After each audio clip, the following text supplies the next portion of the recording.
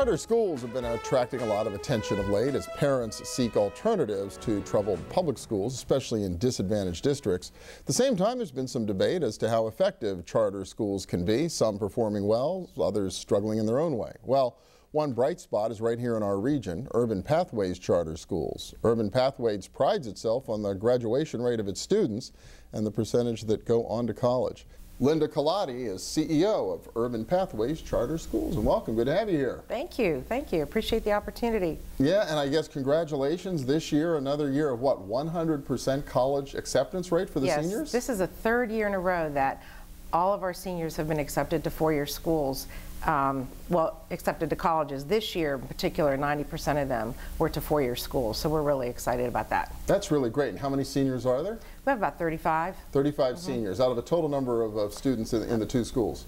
In both schools there's about 500, and then we'll grow. Next year we'll add a fourth grade, and then the following year we'll add a fifth grade. We just opened a second school this year in September, a K-5.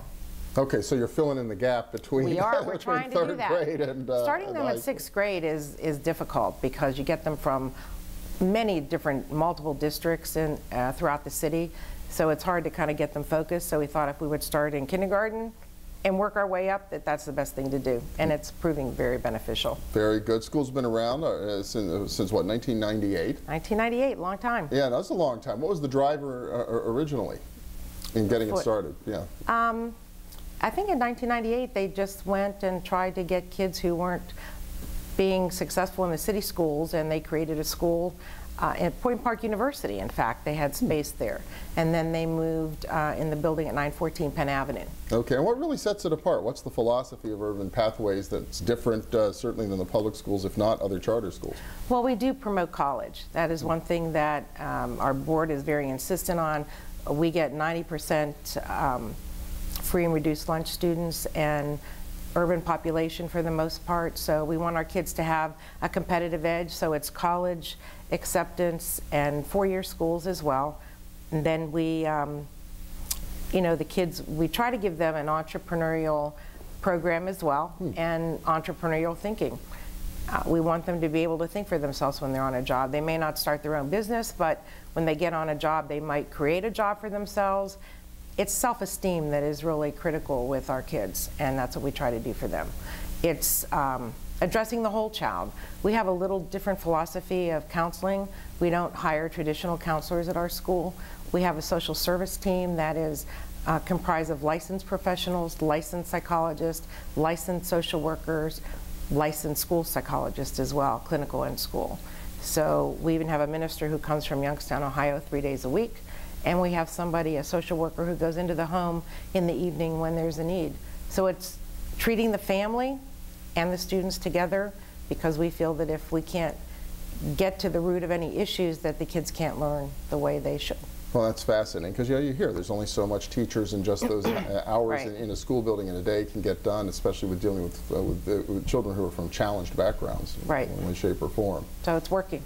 Yeah, yeah, it sure sounds like it based on your results. It takes a special kind of teacher too to want to work this way, I would think. Well, that doesn't come easy. I can tell you, I've been here since 2003, and I've seen a lot of people come and go. But I would say for the past 3 to 4 years, we've had a very stable staff, and they're not leaving, and the kids are used to them. They believe in rigor. They push the kids, and it's working too. You know, they're just incredible people. We kind of have a private school attitude. So if you walked into our buildings, they're both downtown. One's on one side of Penn Avenue and the other's on the other. But if you walked into the schools, you would get a private school feel. The kids do wear uniforms. It's not just a dress code, it is a full uniform. And we have extended day. Our school's open till 5:30 for kids to work after school and get extra help.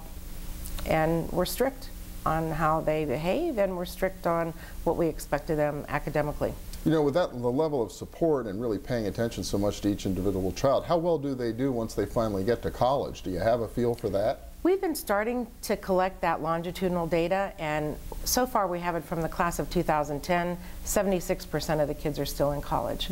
And so we have a college readiness department comprised of 2 individuals, and they do nothing but one-on-one help with families and seniors and getting them into college and working them through the financial aid process. And they actually go and visit kids once they're in college. They visit them and see how they're doing, and the kids know that we're still a support to them. Another arm of support are the mentoring programs. We have one for men and women. The men's mentoring program is called BAM, Benefiting African American Males, and the women's is called WISE, Women in Sync Everywhere. And our expectation of mentors in that program, it's for high school, is that they stay with the student through the first year in college. That's the critical year. If they can get through that, that's right. Then it's probably going to be successful. And that's been pretty beneficial to the kids. Well, it's a great story. Really, really terrific to see it happening right here in downtown Pittsburgh. And if people want to find out more about the school, I assume there's a website? There's a website, www.upcs.net. You know, it's first come, first serve for applications. Kindergarten seems to be a very, very popular grade. Yeah. So we're going to actually add another kindergarten next year. Wow, really exciting. Well, congratulations on the success. Thanks so much. Appreciate it. Yeah. And we'll be back in a minute with a little dollars and cents. Stay with us.